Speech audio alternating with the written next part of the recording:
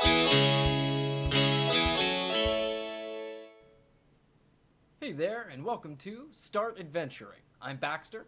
And I'm Ben. We are a new YouTube channel geared towards inspiring new role players to, well, start adventuring.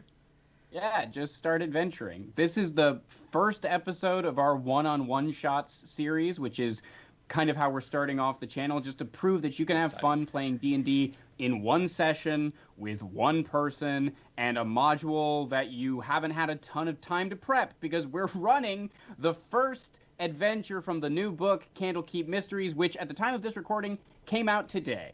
So I'm a novice DM running an adventure I barely know, and we're going to show by experience that that's an okay way to play D&D. That's how I learned, is watching other people play. So there's also a session 0 video for this episode. If you are looking at the time code saying, oh, I didn't realize how long this video was going to be, or you're just interested to know more about the character that you see over there next to Baxter, or on the other side, sorry, I'm not used to this virtual N64 world that I live in.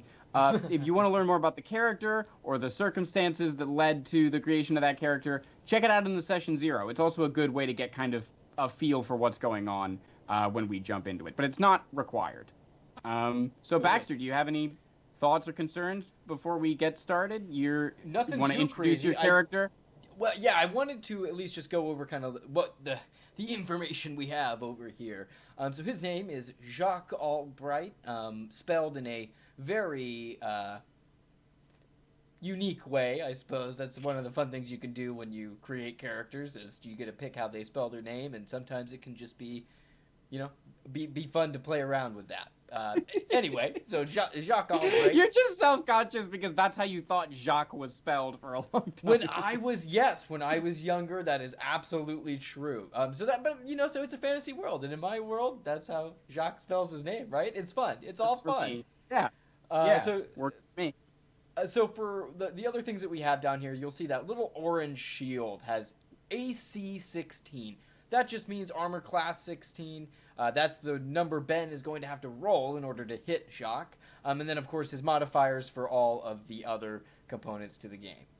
So those are just there for quick reference. You'll see those stats come up as we play if you're completely new to D&D and you're not sure about those core mechanics.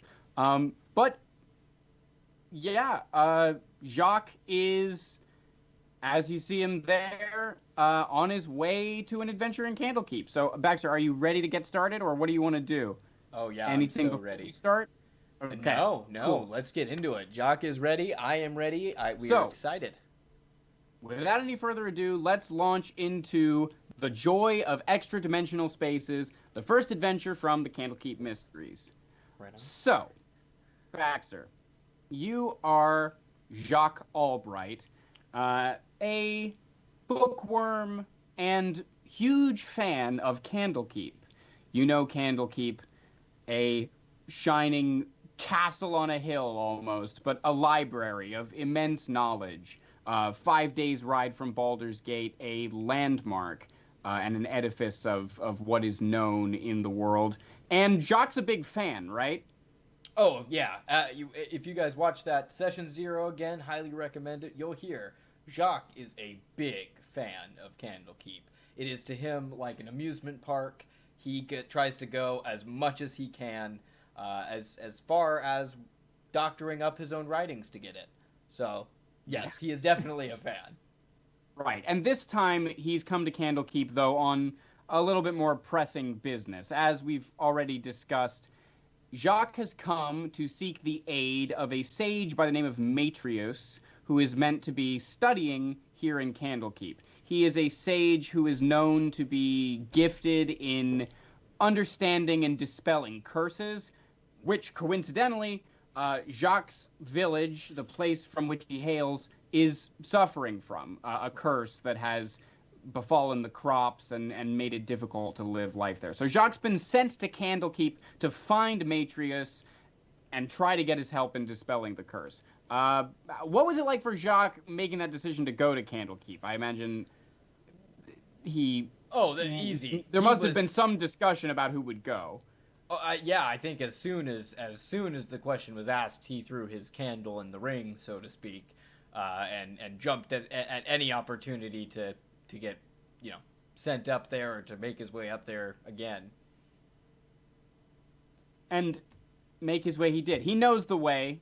Take the single road that leads up to Candlekeep, to the entranceway where the avowed, the servants of Candlekeep, wait to inspect the offerings made by seekers. The seekers, the people who come to Candlekeep in search of knowledge. Just like Jacques today in his favorite place. Maybe as you go up the hill and you see some have described Candlekeep as looking like a cake, but I imagine to Jacques it's much more noble edifice, wide, short buildings with other parapets that raise up, the sort of irregularly shaped towers of the libraries inside of the inner ward of Candlekeep, as well as the surrounding wall, which is manned by guards.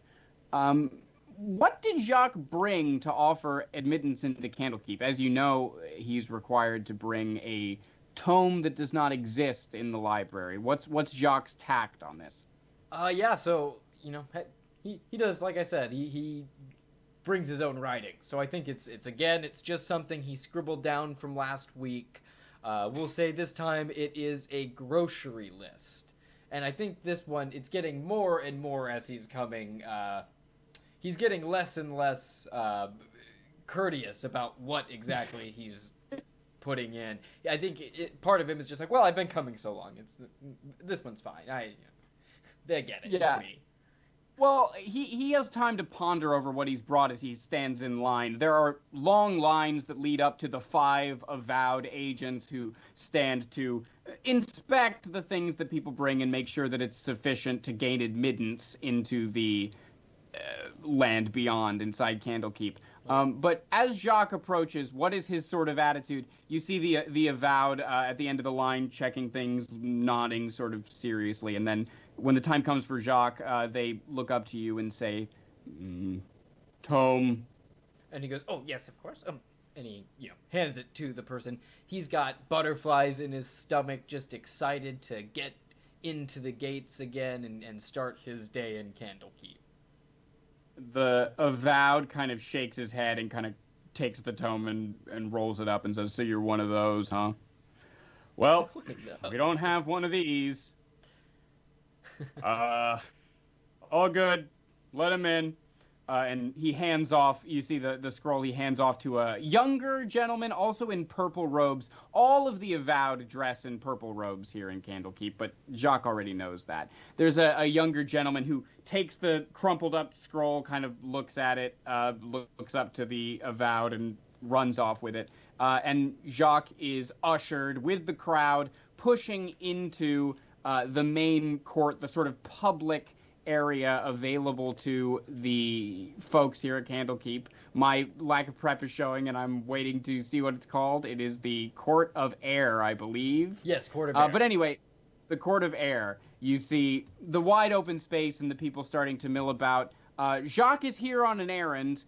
What are you looking to do? How are you going about getting started trying to find this man, Matrius? Well, I think it only makes sense.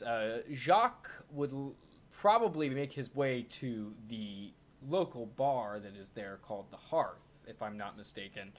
You're not mistaken. He's fairly familiar with it as a locale, and I think he would be looking to see if somebody there knows where this Matrius is. Yeah, absolutely. You've been there before, so you recognize the Hearth easily. It's down at the south end of the Court of Air. A sturdy, sort of austere building, simple, warm. You know that fires, magical fires or fires otherwise, are suppressed by magical wards here in Candlekeep, except in the case of candles, like those carried by Jacques. That's clearly Jacques knows. But also the hearth is the only exception to the rule. So you do feel the kind of warmth of a fire emanating as you open the door. You realize this is a place that's bigger on the inside, as they say. Okay. Like so I open it and it is actually bigger inside than it is when I'm looking at it on the outside. Yes. You see. Wow. And I think Jock knows that for sure. Right, Jacques would know that. Jacques' been here before. To him, what he sees, this sort of like very, there's a lot of intricate sort of clockwork constructions around. There's a 2-foot in diameter crystal orb in the ceiling over a bar, gears turning, a lot of mechanical sort of influences here. But does Jacques know what that is? Does Jacques, what do you mean what it is? He would know that they are constructs of some kind, arcane constructs. They're full of wonderful knowledge here at Candlekeep, all of the clockwork animatronics and things. Yeah. He doesn't know exactly what it is, more than likely, but he knows he loves it, and he knows that it's magical, because it's Candlekeep. Always. Now, the bar is pretty crowded, but Jacques would be able to find a seat at the bar if he wants to go to the bar, or he out in here. Are you looking for anything in particular? You've made it to the hearth. Are you what's your strategy here? I think Jacques would go up to the barkeep, kind of sit up on one of the stools and set his candle on the bar itself and try and get the barkeep's attention. Yeah, you see an avowed someone in purple robes, one of the many runners and other avowed workers here in uniform, comes up very quickly and says, yes, how can I help you? Oh, yes, I was wondering, first of all, I would like somebody to fetch the scroll I brought last time for my reading pleasure, but also, I am looking for a Matrius. If you're looking for someone, you would need to contact a guide. But I could get that scroll for you. What's your name? And they pull out a pad. Clearly very nervous. This person is shaking, their eyes wide, eager to please, very eager. Jacques kind of, do I get the impression this is like their first day on the job or something? Make an insight check. Let's see. First roll. First roll. Okay, Jacques to find out. Ooh, okay, hold on, let's see. Oh, I've made a critical error. Okay, so that is going to be a 14? 14. I think that's... I mean, you can tell he's clearly nervous. Whether it's his first day on the job, you could ask him. Okay. But you can't. There's no clear indicator. You know what? Jacques is a rebel. He's just gonna do it, man. He leans back and goes, huh, "Are you nervous first day on the job?" What? No, I'm not nervous. I'm just happy to help here in Candlekeep. Anyway, what was your name, sir? It is Jacques Albright, and I believe they have a private selection of my personal scrolls that I have written and brought the last few times. Yes, that's me. That is me. Yes, Jacques Albright. Yeah. Yes, absolutely. Jacques Albright. I'll pass that off to the runner, and they'll deliver it to the literature pavilion just out front. Thank you very much. Thank you. And to find a guide, you can just speak with the runner over there, and they gesture to another purple-robed individual with long black hair, seemingly female, also just standing available at a window over at the hearth. And you see that barkeep walk over to another purple-robed individual at the end of the bar and hand off that note that they took of your name and what you were looking for. Okay. And that person runs off toward the exit to the hearth. Okay. Yeah, so Jacques is going to gather his things, pip a quick thank you to the runner, if he can catch them. And walk over to the black-haired avowed that is by the window. And as you approach her, she turns to you. Generally youthful features. This person also seems to be in the same age range as the other employees that you've seen running around the hearth. Although there's a sort of directness to the way that she looks at you that tells you she might be a little bit higher up. She looks to you and says, yes, how can I help you? Oh, hello, I am Jacques Albright. I am here to find a particular wizard. His name is Matrius.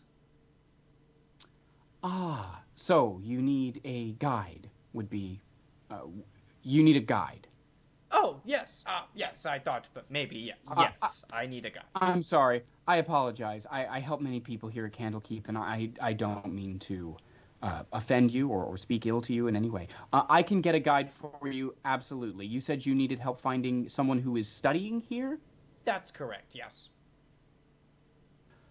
All right, one moment. And she kind of turns and walks up to back behind where she's standing, sort of the little desk where she was at in the corner of the hearth. She consults a list. We're going to get to do something kind of fun here. There's a mechanic in Candlekeep Mysteries where you are assigned your guide at Candlekeep, and I roll a d8 to determine who you get. So... Okay, I'm excited. Let's see who it is. This worker turns, walks to the back of her station and calls out, Vushadi! Come up here, someone needs you. And you see a very light-skinned elven figure emerge from this area where the employee called into.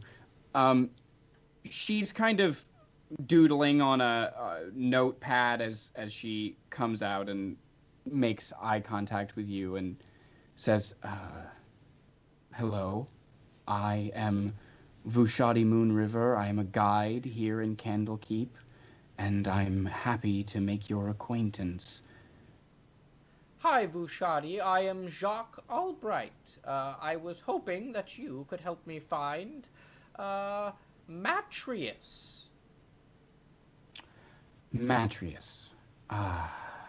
Yes, I believe I was informed of his arrival here in Candlekeep.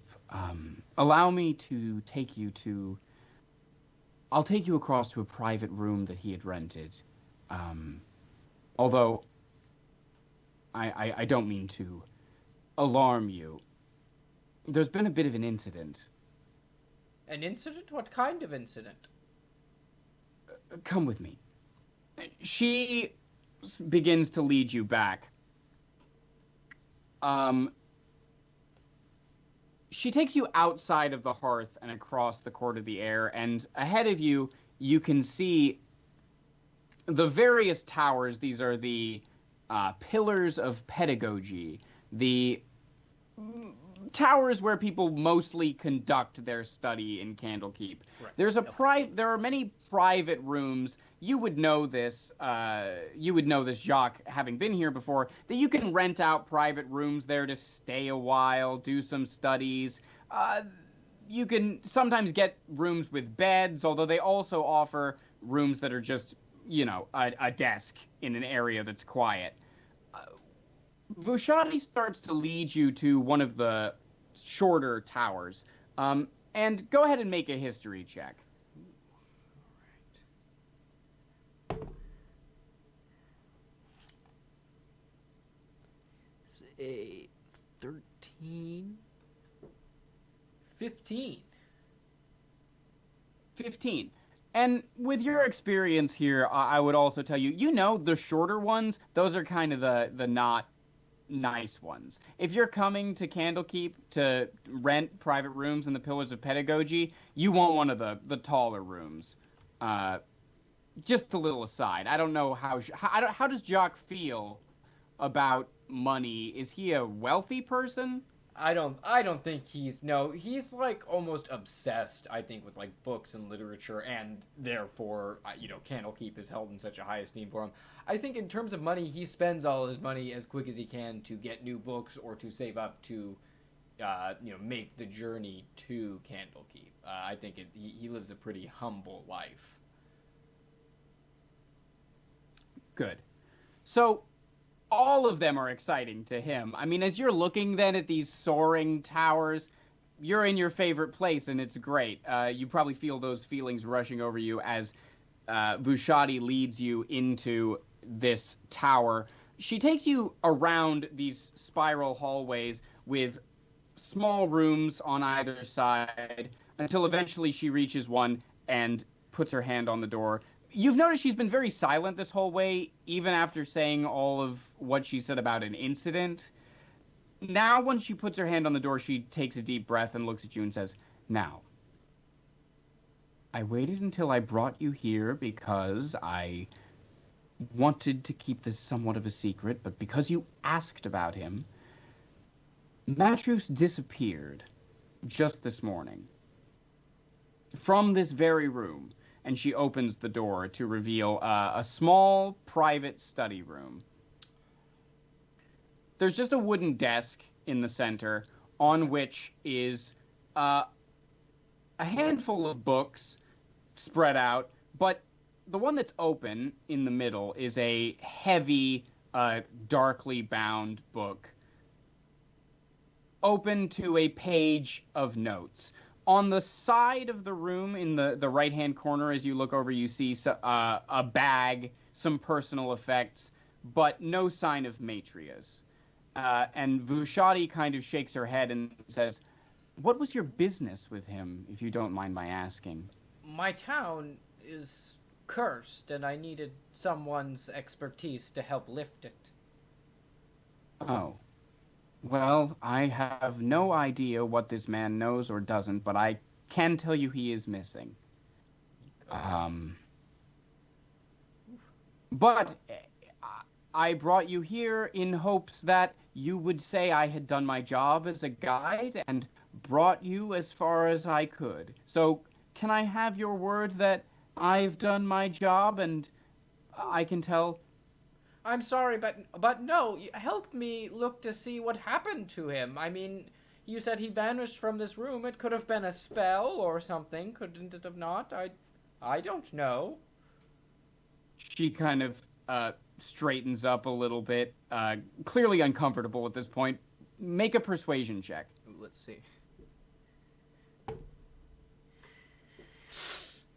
It's a 10 total.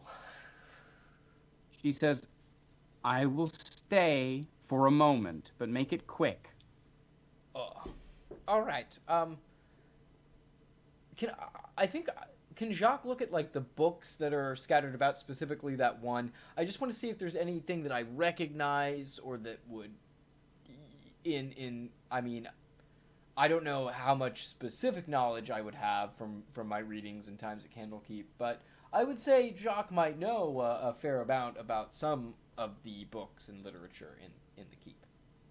Yeah, totally. Go ahead and make an investigation check as you look over this book. Okay. 13.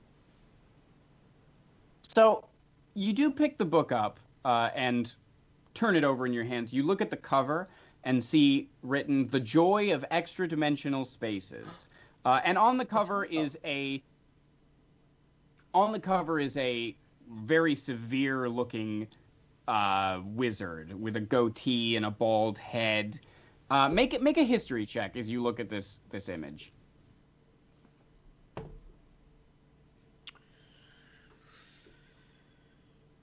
7. You know that this is a very severe-looking, probably magical person, but you don't recognize this face. Okay, yeah. The old age is catching up to Jacques. I think he feels like he maybe has seen him before, but it was one of those faces that, looks like could be anyone, looks like everyone. But you opened the book up and squinted that a little bit. To Jacques, he might think he's having a reading issue, but as you look at it harder, it's some kind of magical language. These are sort of runic symbols and other incantations scribbled in shorthand. You put two and two together, I'll say with your investigation check, that this is magical in nature, but you may not be the best to understand it. Go ahead and make an Arcana check.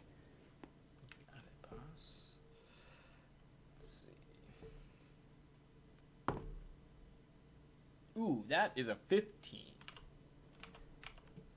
So, as you are squinting at this and reading along, you come upon a word that you recognize in common. It's the word scepter.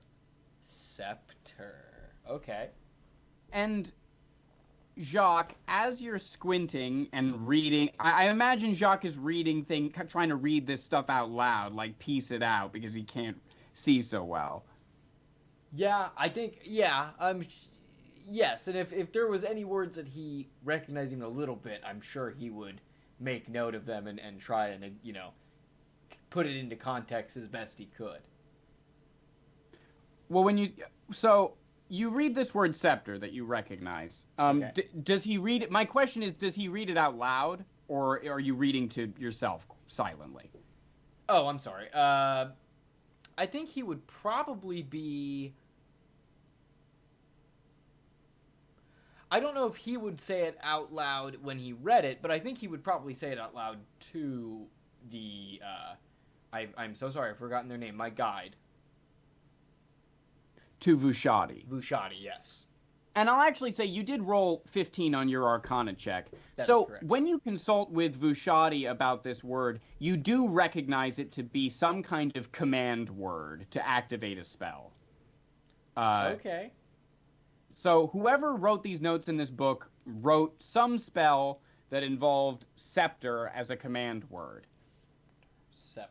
I have to remember that, because that is useful information for me. Vushati... Or thinking about how the useful information will be... Well, a command word means you just say it to do the spell. Scepter, she says loudly, and boom! There's a flash of light in the center of the room, and a doorway rises up out of the floor and opens up to you, and across the foyer that has been created on the other side of the door, you see a brown-robed individual fiddling with something on a shelf just inside. And Vushati turns to you and says, "Oh, well, you found your guy." Oh, is that him? That is the Matrius? I mean, yes, would Jacques have known what he looks like? You don't know. Jacques doesn't know what he looks like. But okay, so he goes, "Okay, let me just check." And he goes, "Excuse me, are you Matrius?" And the figure turns to you. You see wizened, orangish beard, ginger-haired individual in his 30s in this brown robe turns to you and says, "Oh, yes, who's asking?" "Oh, yes, my name is Jacques Albright. I came to the wonderful Candlekeep to find you in hopes that you could help my village. They are cursed." Come on over here. You're looking for me. I can't hear you all the way over there. This mansion is magnificent. Come see. I think Jacques' a little hesitant. I think he wants him to come back to where... Because you said it's like a portal that opened, right? Or is it... Go ahead and if you're suspicious, go ahead and make an insight check. Yeah, I'm trying to figure out, I don't want to get stuck where he is. I'm trying... He actually... He notes your hesitation and calls out to you, "It's fine. It'll stay open. I can keep it open. It's fine. Just come in. I want to talk to you." And Jacques kind of reluctantly says, "Okay," and jumps down and gets in there. The insight check, if you did care, is a 19. So I think he would have a pretty good... You're not crazy for being afraid of a portal that appeared out of nowhere. However, you think Matrius is on the level. He doesn't seem concerned and he doesn't seem malicious. He's in there. As you look at him further, you see that he's fiddling with some kind of figurine, maybe something that he found there in the mansion. But he seems to be taking notes and studying things. Okay. You know, you gotta risk it. You gotta have fun sometimes. Jacques is gonna, get into that portal, even though he's a little apprehensive. So you approach Matrius and he says, "Now, you said you came from where?" Oh, what is the name of my town? I don't know if we ever said that. You get to choose. Ooh. I come from, Emberton. It's right outside of Baldur's Gate. Just a little tiny town. I've been to Amberton. I knew a mage there once. Funny fellow, don't remember his name. And you've come to me, why? Just a moment. It's nice to meet under these circumstances. Isn't this quite a wonderful place? But you've come to me, why? Again, I'm so sorry. My town, it's cursed, and the crops and the water are, really not doing so well. So if you would just come to my village and help get that curse taken care of, I'm sure that, we would be able to compensate you fairly. He takes a moment and looks at you and says, "I'm always happy to help someone in need. However," and he gestures around, and you take a moment to really take in your surroundings, this new place on the other side of the portal. You're standing inside a stone and wood hewn mansion, a manor house. Simple stone architecture, but very elegant, very minimalistically elegant. You're standing in the foyer, and you notice art on the walls, various scenes. You also notice this figurine that you had seen Matrius examining earlier is of an imp. It's got a hooked nose and horns, a small fiendish creature, but in a state of panic, assuming a pose like surprise.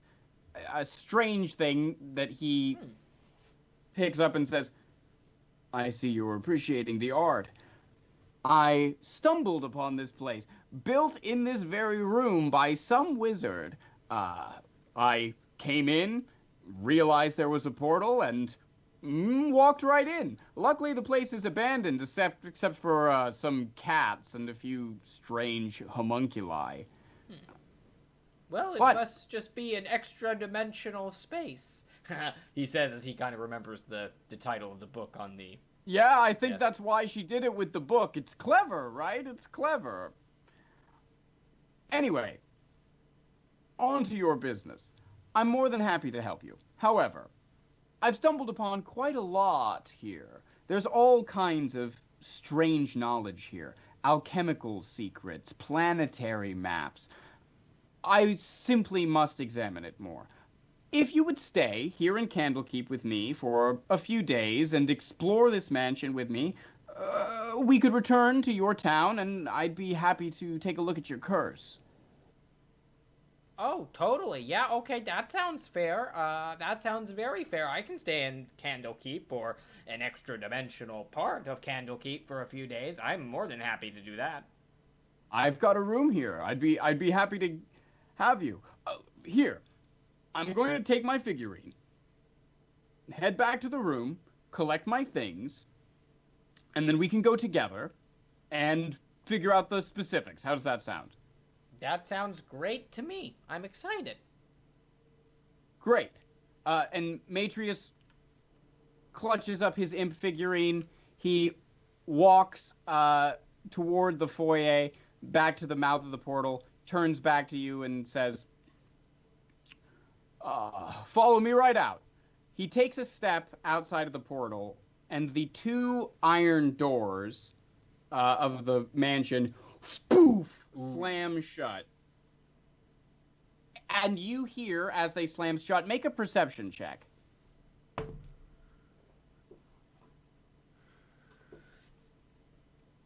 13. You hear, boof, this loud slam, and also the sound of something sizzling or popping. A loud sound that you might associate with magic. Yourself having sort of budding magical tendencies as a cleric. The door is shut. A moment of silence hangs as you, Jacques, stand there, your candle flickering in the dark foyer of this mansion. The door's shut. Oh, goodness. What do you do? How much can I see with my candlelight?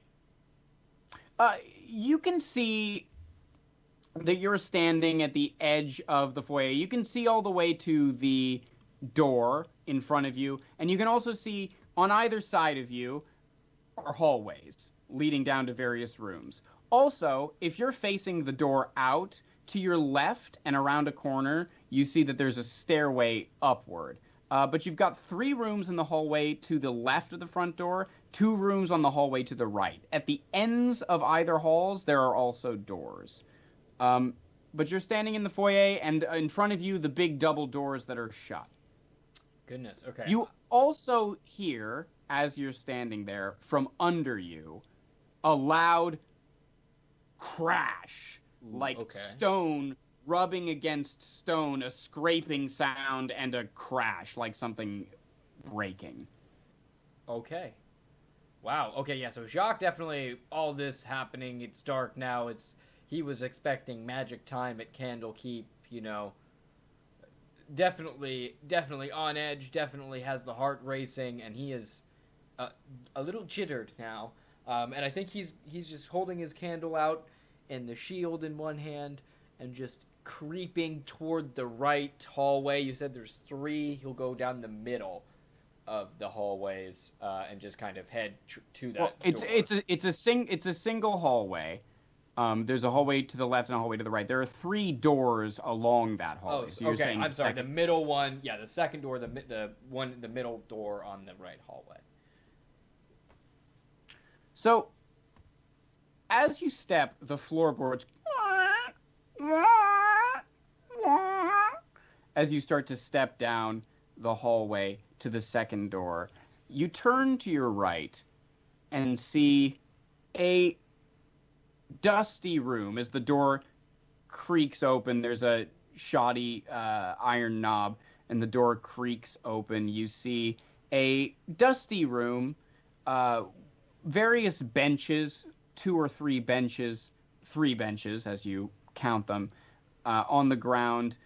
They look like small workbenches or something that might be used for exercise. At the back wall, you see a mannequin with various weapons kind of protruding from it, an axe at an odd angle and a spear sticking out.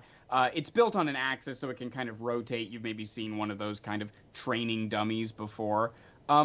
It's abandoned, save for a flicker of gray that you see in the corner as a small cat pokes its head up at you. Jacques is going to wave at the cat and slowly close the door. That does not sound like the room for Jacques. I think he's going to try to go into the last door. So you peer... I'm sorry, let me get this straight. You see a cat come out, turn its head, and you just... Not that one. No, he waves at the cat, and then closes the door. And then closes the door. Turns its head to the other side, and then the door is shut. You head further down the hallway and open the third door to your right and peer into a room maybe a little more to Jacques' liking. Lining the walls are bookshelves with tomes of various shapes and sizes, scrolls kind of fitted into open spaces, a very, very packed library. In the middle of the room, there are 2 more shelves that run along the middle with a 10-foot aisle in between them.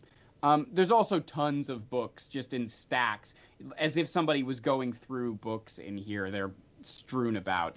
Make a perception check, Jacques.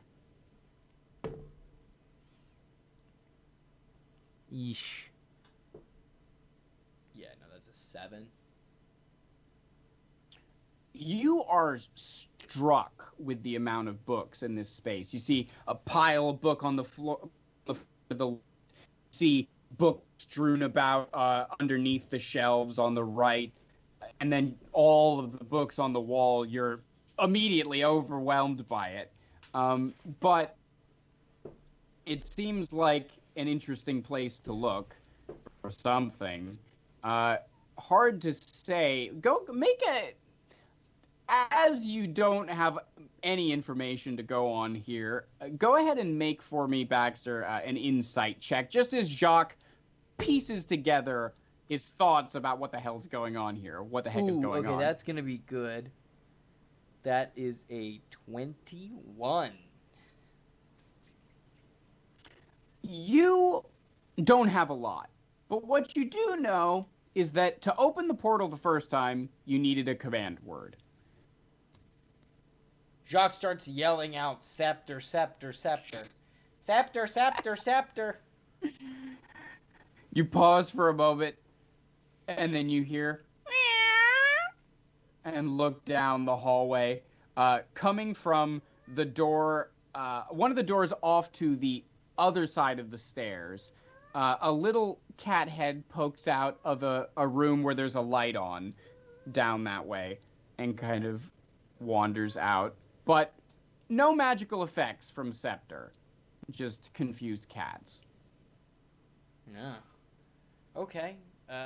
You get the sense that you need to determine a different command. Yeah, I'm gonna go into that room then with all those scrolls. And is there a table or anything? Is there a place where maybe people have been reading them or anything, or are they all just stored in the shelves?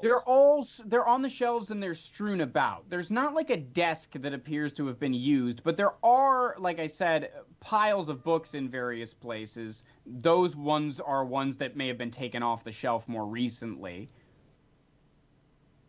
Okay. Yeah, I would like to look at those then, the ones that are on the ground. How many? Are there a lot, or are there just a few? It's just a few. I mean, it's a lot of books to be on the floor, but It's not too many books to look at. Okay. Go ahead and make an investigation check as you check them out.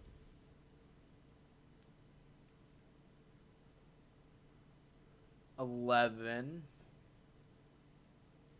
So, you begin to pick through the books. You see large books bound in velvet with all kinds of scribblings in them, small journals, personal sheets of loose paper. You come across a book that is familiar to you. It has that same heavy binding and that same severe magician's face on it from Joy of Extradimensional Spaces that brought you here.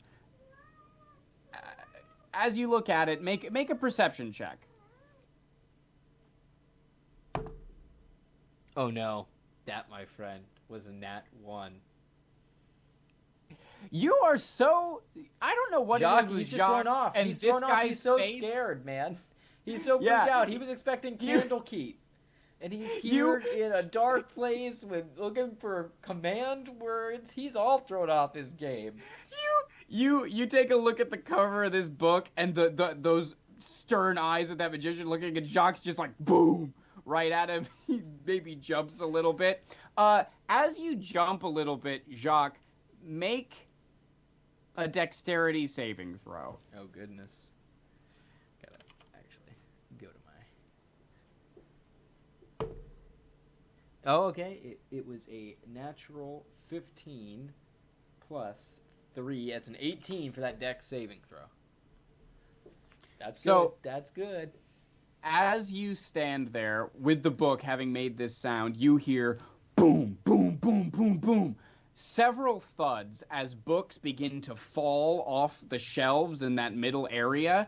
After this loud noise that you've made, you see books begin falling in a swarm, sort of toppling over each other into this mass of moving books that starts to go toward you, Jacques. Luckily, you succeeded on your saving throw. You get a moment to act. What is Jacques doing to respond to this? Are you going to attack? What are you doing? Oh, no. Jacques is going to run as fast as he can to try and get to the door, putting his shield behind him and just darting as fast as he can away from it. All right, great. So go ahead and make for me a dexterity saving throw again. Another one. Okay. Actually, just no. Make just a dexterity check. This is going to be opposed to a strength check.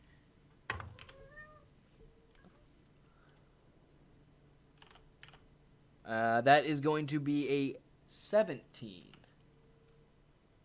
So you hear these thuds, you catch it, and begin to run, this book still in your hand. You grab the knob, pull it open, you feel these books, the impacts of them against the wood of the door frame as you slide through and shut the door behind you, breathing in a sigh of relief as you are alone again in this room and you hear the thudding against the door the door behind you, but the door is shut and you are safe. You hold this book in your hand. What are you doing now? This book, I mean, I'm looking. Is there any words in the book? Can I discern another phrase from this book or no? As you flip through the pages of the book, you can only read the same phrase in common on every page. What holds them together will set you free, it says. I'm sure. Okay. Yeesh.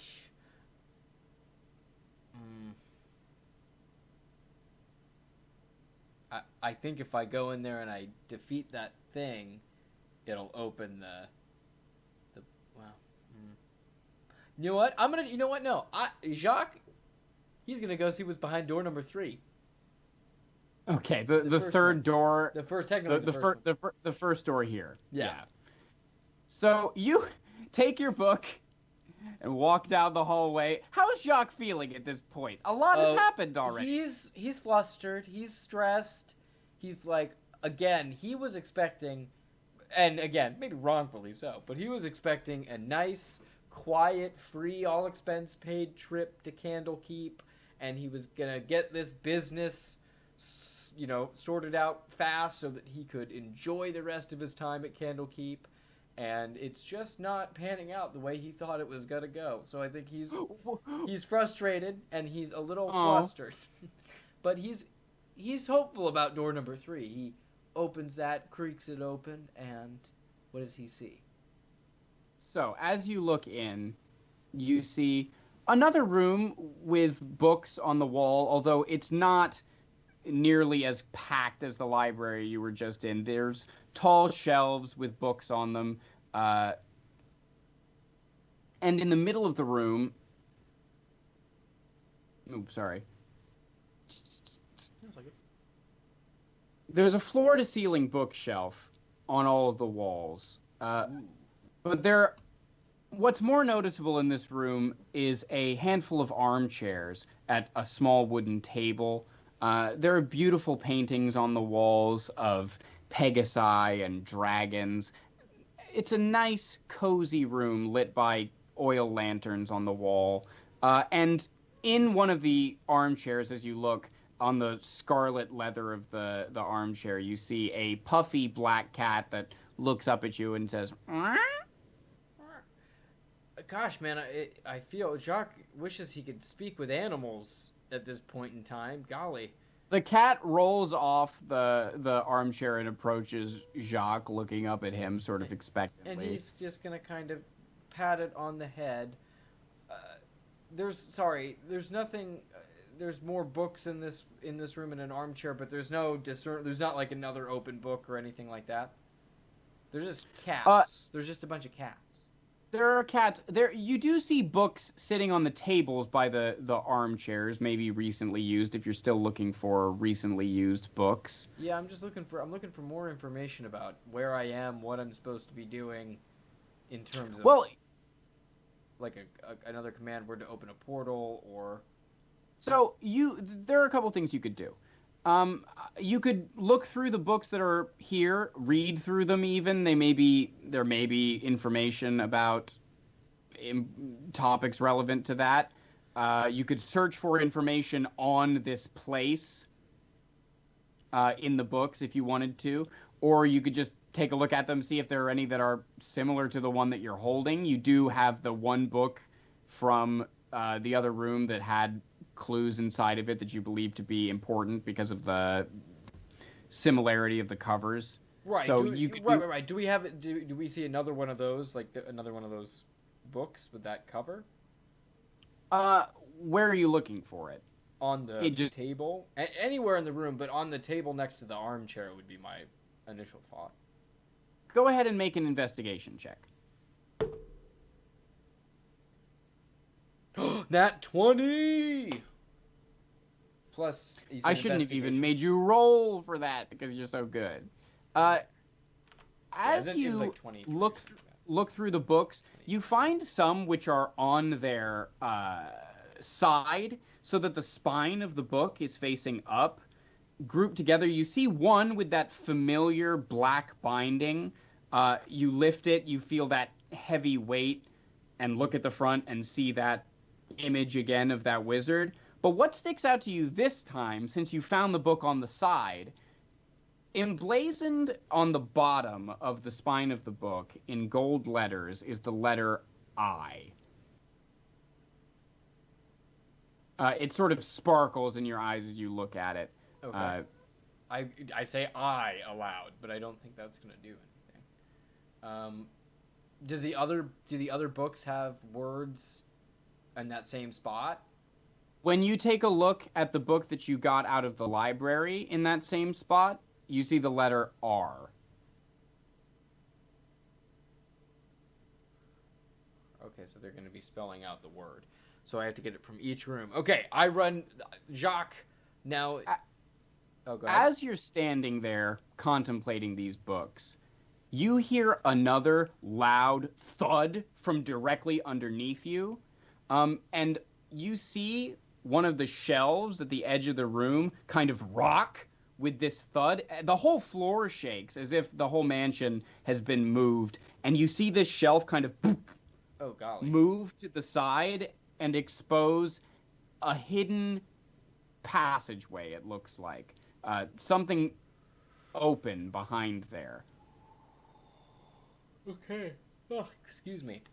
Okay, yeah, totally. Jacques is, now that he's kind of piecing together some of the clues, he's excited, I think, feeling a little bit, okay, I'm getting back on track, and he's going to start kind of shimmying his way down that exposed, hidden pathway.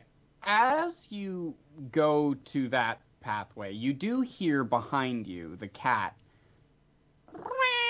again, loudly, as if it's calling to you. And as you turn to look at it, you see it kind of standing at the doorway where you came in, kind of looking at you expectantly. But just expectantly for what? As if make a wisdom check. Make an animal handling check. 17. It looks as though it expects you to follow it, but it also looks like a cat. This doesn't feel like a supernatural cat to you in this supernatural place. Jacques will follow it just for a second, just to see if it's trying to lead him to something else, but it's not going down this pathway. It's trying to take. It's not going down the exposed pathway. It's going back into the hallway. Ooh, okay. Yeah, ooh, that's creepy. Jacques is gonna. The other cat was in that other room. This is a scary thing. Jacques is gonna follow the cat, I think, on this one, just because he's been so persistent. Jacques is starting to get some heebie-jeebies, though. The cat's ears kind of twitch as you take a step toward it, and it slinks out of the door and back into the hallway. As you exit the study and go into the hallway, you see down toward that room where the other cat disappeared into, the other cat appeared out of, the one with a light showing out of a faint crack in the door. This fuzzy black cat from the study bounds past the stairs. It's the first door on the left up when you go past the stairs in the other hallway from the one that you went, and the cat slips in. Okay, yeah, Jacques is gonna quickly hustle himself into that room and kind of peek in, do a little, check to see what's in there before he opens it all the way, but Make a stealth check for me. that he's gonna creak a floorboard because that, my friend. Hold on, sorry. That, my friend, is a nice big 7. So Jacques hustles, as you said, across the floor with his candle and peeks into this room as he steps on the floorboard and on the door. You stick your head in and see a sparse kitchen. You think you're being very sneaky, but several cat heads turn to look at you as you look in on this kitchen. It's a relatively sparse kitchen. There's a stove on one wall. The rest of the room has tables and racks with various cutlery and pots and pans. But you notice it's very, very clean in here. And the cleanliness could be due to the 2 figures that you see flying around, winged creatures. Make a history check. Ooh, okay. Scary and terrifying. Ooh, okay, that's a... You said history? It's 18. You would recognize these as homunculi. Basically, a kind of magical creature fashioned This guy talked about him. The guy talked about him. The Matrius said all the cats are homunculi. Yeah, these are other inhabitants that he said were in this mansion.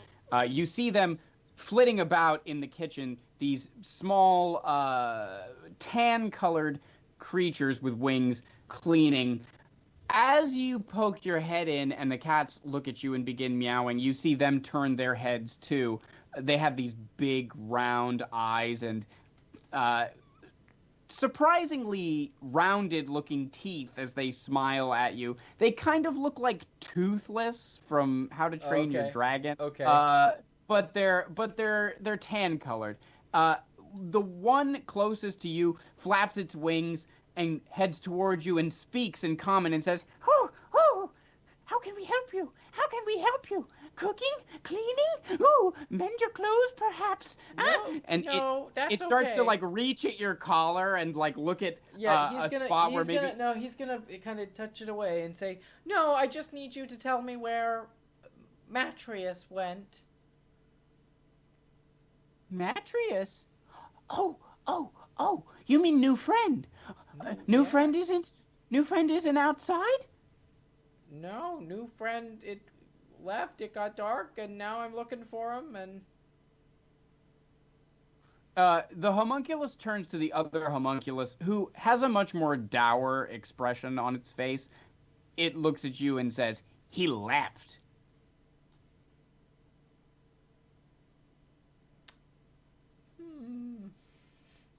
Can you guys help me leave? Do you know where he went? I don't know. Why would we help you? The one says, but the one that's close to you says, Stop! New friend! We can help you leave. We can help you leave. We know how. The books! And they start to kind of paw at the 2 books that you're holding. It says, the books are the key. The books are the key. They'll set you free. And you see the other one behind you, behind the one that's talking to you, says, "Hey, stop! Master said." And the one that's talking to you kind of looks chastened a little bit and backs up, looks around a little bit defeated and says, There are many rooms to explore. We have a beautiful home here, and we keep it very clean. It looks very nice. Thank you for showing me your house, and I appreciate that. And Jacques is going to say thank you for the information. Do you know where the other books are? When you say this, the homunculus turns to the more the larger one that's behind it, and looks back at you, making a face like, I can't say. She says, you could try upstairs or downstairs. And the one behind her says, don't mention downstairs. And then Jacques goes, okay, thank you.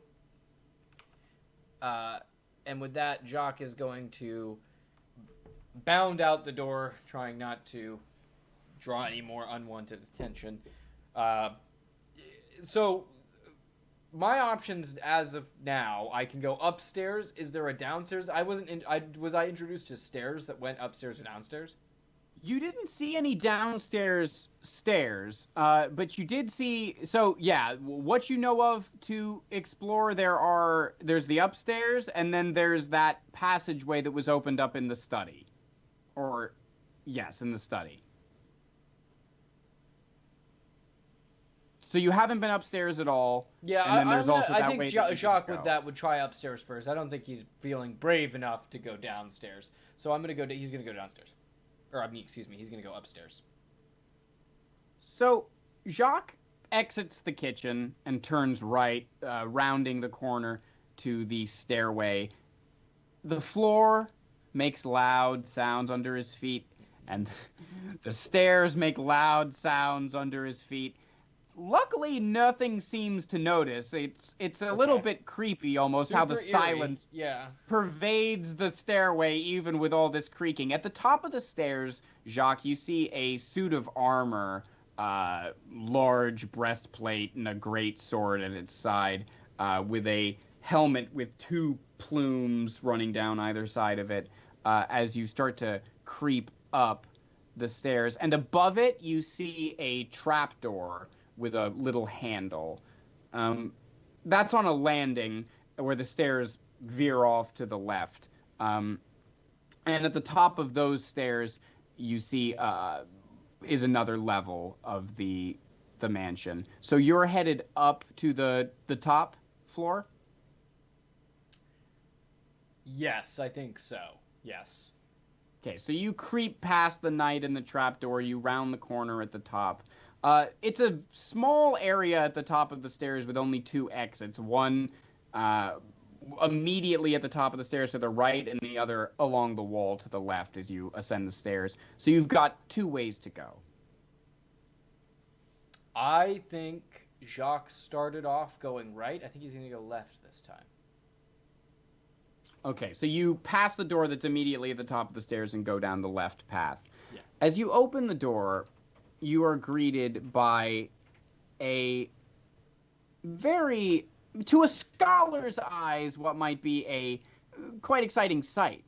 This is clearly some kind of laboratory. You see all kinds of beakers and other instruments of science along long tables that have books all over them. There are cabinets lining the walls with various jars filled with plant specimens and other kind of crystalline structures that are unfamiliar to you.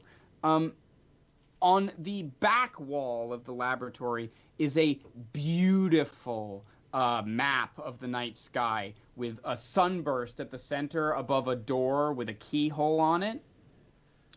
Various constellations and stars, some, as you look at it, very bright, almost like artistically rendered, not exactly a scientific map, but very lovely.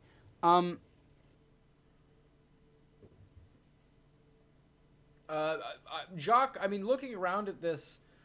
There's also, I'm sorry, one last thing. Sorry, yeah. At the far end of the room, there's a doorway. So underneath this star map, there's a doorway into another room. A couple points that I think, just for my clarification. The books that I have, do they have volume numbers on them that I could discern? There's no numbers on them, as far like, as you can order? discern. Okay.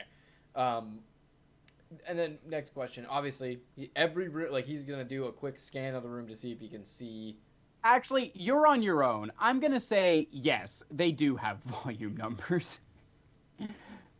Okay. Because So just then, because I think looking at it, what are the volume numbers I have currently?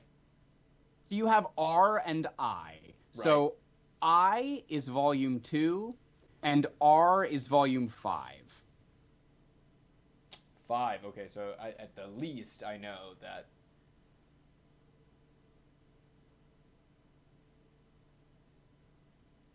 Okay. Yeah. Sorry, I'm trying to think of As you're any contemplating words, your but books, make a yeah. make a perception check for me, Jacques. Okay.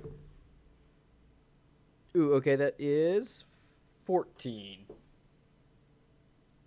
As you're looking at these volume numbers and kind of thinking about it, and looking over the books on the tables, you do notice another glint of golden light. And as you approach, you see another of these folios on the table. This one with the letter T, volume 6. Okay. So, in recap, I have an R at 2. At Or 5. sorry, at 5. An I at 2. An R at 5. And this is now a T at 6. Yes. Okay. Okay. Jacques is going to do a little happy dance. And that doorway.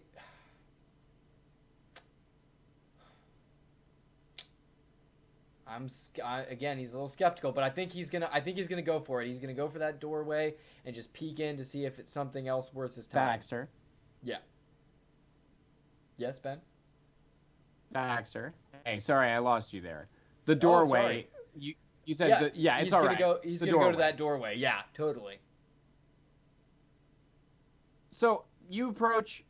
The door is unlocked, and as you open it up, you are greeted by the smell of damp earth, which is kind of nice, having been in this creaky mansion for the last several minutes. There's a grassy knoll. You appear to be outside, which is strange, and the night sky lit up above you.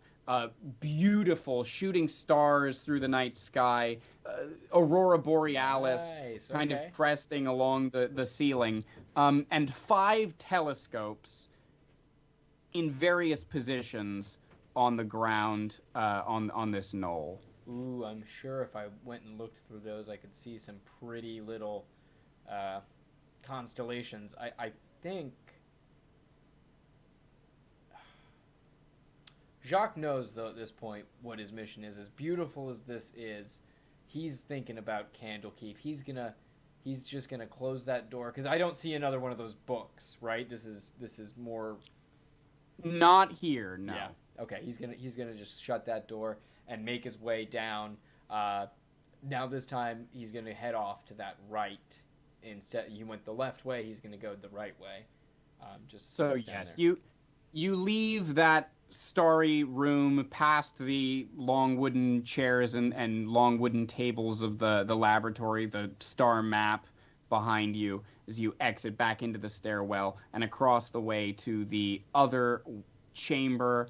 As you open it, let me get the thing. You enter into a hallway that extends to one door at the end, with a relief of a woman's face sort of in silhouette kind of on the door. It's a little bit more ornate than anything else you've seen in the mansion. And then there's a door to your left, or a door to your right in this hallway about halfway down, with a heavy iron door. Okay, I think I'm gonna go with the one to the left with the silhouette of the woman's face, and I'm gonna. Yeah.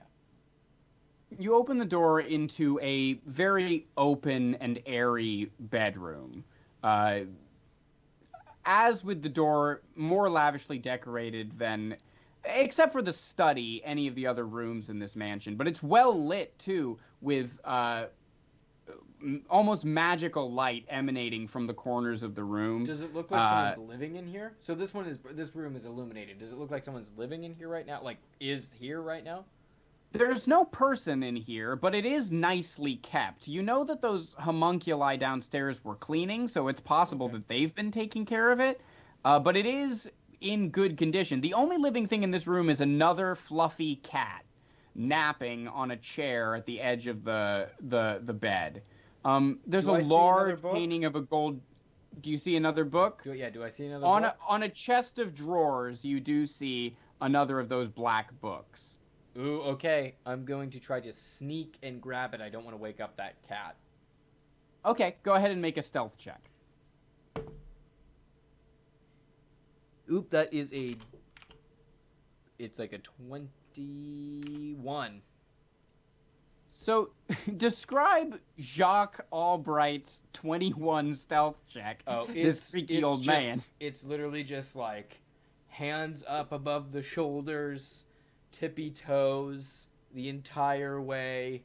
Out of fear, or he's cool as a cucumber? Oh, I mean, I think it is internally. He is not cool as a cucumber, but just because he got that 21, I think if you saw it, you'd think so. But no, inside he's like, oh my god, I just want to get out of here. I'm fighting all these things. Your heart is thumping in your chest as you...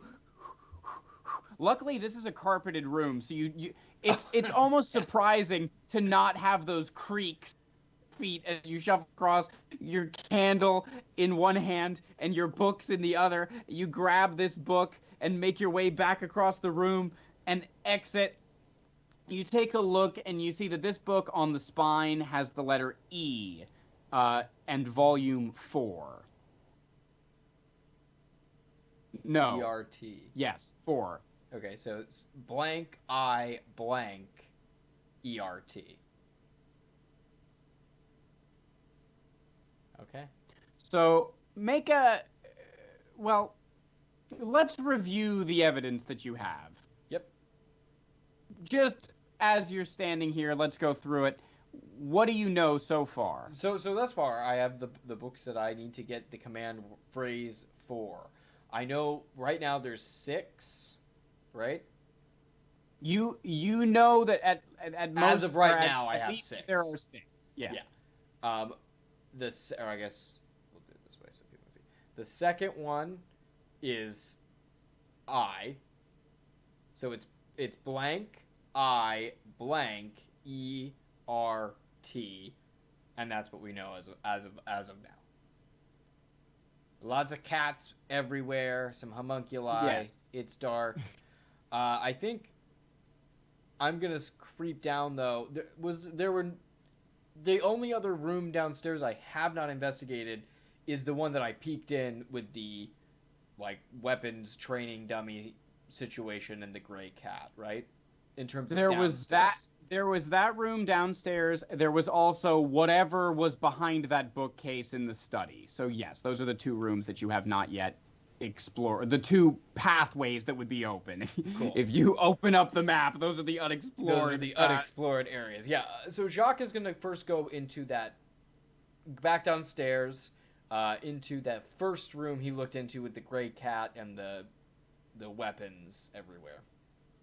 And you're looking for specifically... he knows now. You're looking for the books. He's looking for the books. So yeah. He's got it pegged. As you peek in, make a perception check. Okay. It's a 15.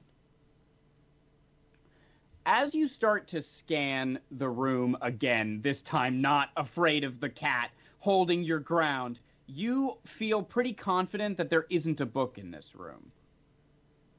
Ooh, okay. That's good for me to know. Jacques is going to close that door up then and head to the cellar. Or not the cellar. I guess. Well, it might lead to the cellar. Who knows? But that little pathway. You return to the study. across the room to the ceiling-high bookshelf against the back wall that's now moved off to the side. And as you turn the corner and look, you do see there are stone stairs that lead down to a dark stone basement. And as you descend, you find an opening with 3 doorways. One with black wood on the doorway. Okay. One that's a more simple, standard wooden door. And then another with feathers on a wreath on the door. Interesting. The books that I have are black, are they not? They are black. I'm going to go behind the black door. So, you open the black door to find a black stone-walled room. Very sparse.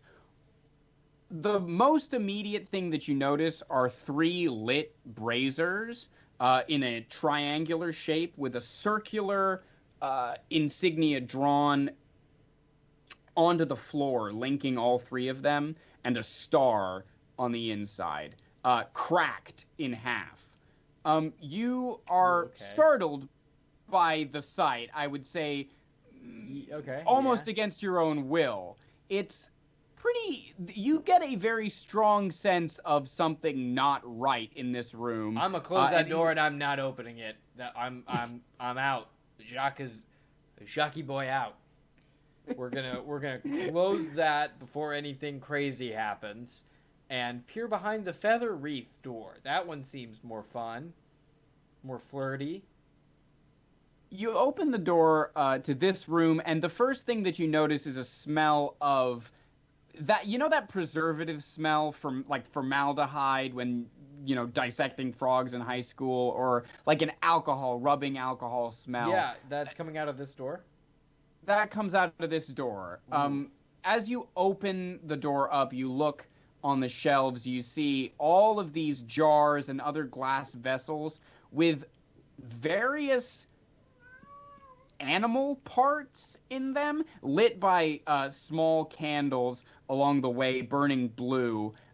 It's a little bit like a mad scientist lair, and the smell is not overwhelming, but evident. Jacques is going to start coughing and kind of gagging as the smell is wafting over him. And I don't imagine he's super into the idea of disemboweled animals. I don't think he is. He's not a druid by any stretch of the imagination, but he's not super, happy with it or expecting it, so to speak. Do I see a book at all, or is this looks like another dead end? I think Jacques going to do a little lap around the room if he can, but... Make an investigation check for me as you take a look. 8. You begin to look through these things, and it's pretty apparent to you pretty quickly that there aren't books in this room.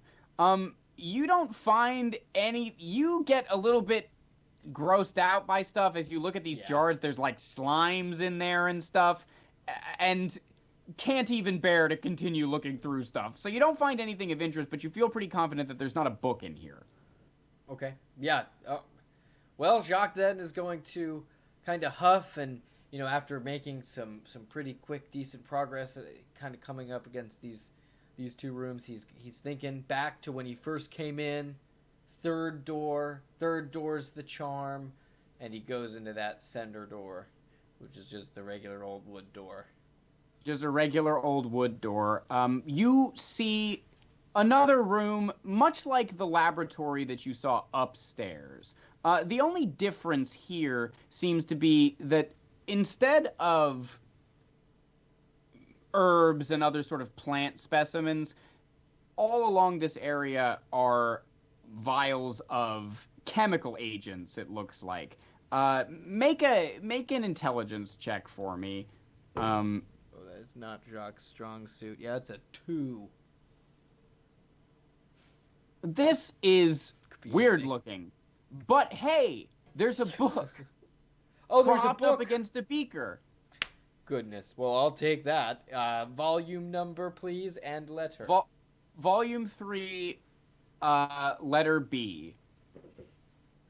IBERT is what we have right now. That's what you have so far.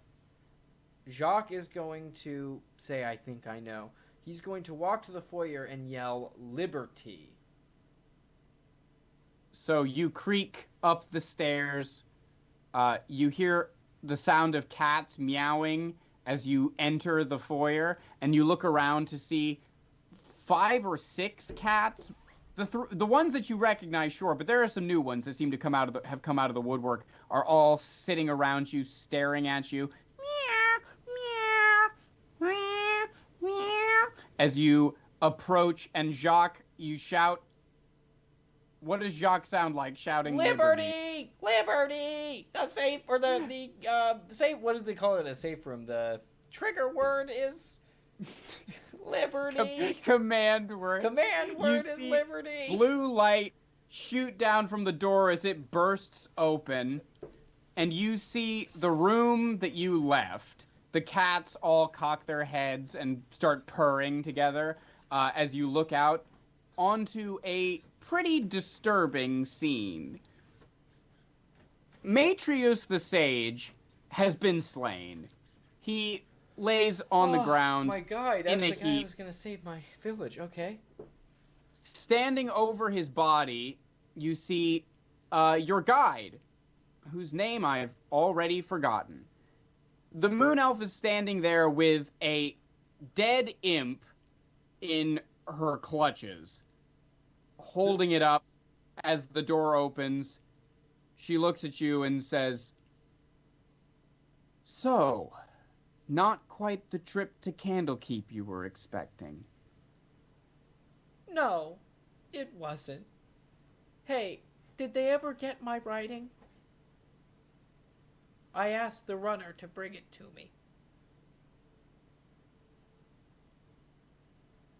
She kind of looks around, startled that you said this, and says, He's trying to buy time right now. I think he's trying to...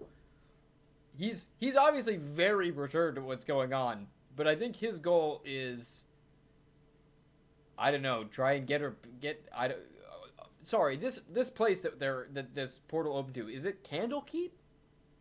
It's Candlekeep. It's that private study room that you had first entered. Although any conflict that has happened appears to be over. Vushati, your guide, has slain the imp, and she gestures to you and says, "Jacques was your name? Albright?" Yes, that's my name. That's correct, yes. "Jacques, how would you like to come with me and talk about what's happened here? I think it would make a good story for someone." I would like that if I could use that writing to, say, get a permanent pass to Candlekeep. She kind of looks off to the side and looks back to you, and she's clearly overwhelmed by the situation. This is a pretty large request, but she looks at you and says, "How about we talk about it?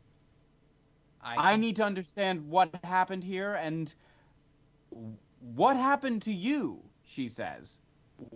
"What happened here? What is this?" She holds the imp up. "Do you have any information?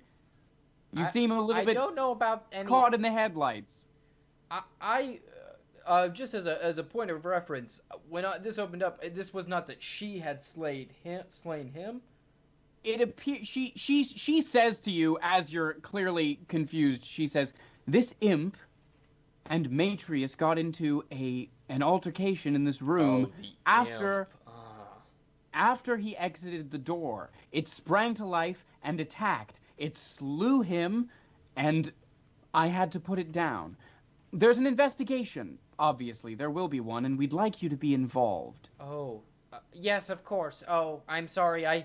I've been through so much. I was so confused. I thought you killed him. I was really concerned for my life as well. You seem like you've had a rough day. What happened in that book? Cats. Lots and lots of Cats. I think we'll end it there. That's a perfect last line. Wow, what a fun adventure. Well, guys, remember to like, comment, and subscribe. Ring that notification bell so you can be alerted anytime that we're putting up new content. And Ben and I were wondering, when did you guys figure out the command word? Or did you think it was something else? Let us know in the comment section down below. Yeah, we can't wait to hear from you. And if you want to support the channel and the kind of D&D that we play here, you can join us over on Patreon. For just a $5 a month donation, you'll get a bonus video for every single episode of this Candlekeep Mysteries series. And we're going to keep expanding the content that we offer there. But this talkback show is just discussion of the adventure, what we liked, what we didn't like, what went according to plan, and what didn't. It'll be really interesting, and there's a video there for you to check out right now. So what are you waiting for? Yeah, totally. And guys, if you're not entirely sold just yet on that $5 a month, we are still offering a $1 a month Patreon just to kind of get in on the ground floor and get your name in the credits. And if we can get 20 patrons at any level, we're going to be offering a Discord server so that we can all get together and talk and really engage with you guys early on. Yeah, we're really looking forward to it. So thanks for watching, and for now, I'm Ben. And I'm Baxter. And remember, start adventuring. Just start adventuring.